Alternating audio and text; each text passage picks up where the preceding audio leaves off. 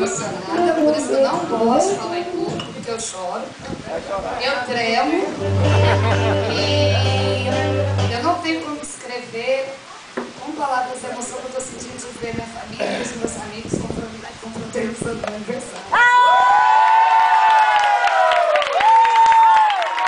Eu quero fazer uns obrigadas especiais. Obrigada, Giovana, que apesar desse sol gigantesco, dela ser branquinha desse jeito, nós arrumamos um chapéuzinho, mas ela tá aí firme e forte.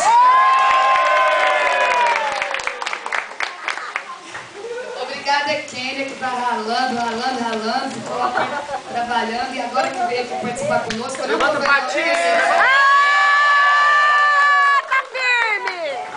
Obrigada, Paty, que eu falei, Patrícia, faz tudo de bonitinho pra todo mundo, nunca fez pra mim, gente. Foi tipo assim, eu sabia que ela ia fazer uma surpresa, mas foi assim, meio que postulada. Mas ela fez mais do que eu esperava. Sempre sobra pro Chuchu. Sempre sobra pro Chuchu. Olha, todos, obrigada pela presença de todos. Tô muito feliz. E vamos beber cerveja.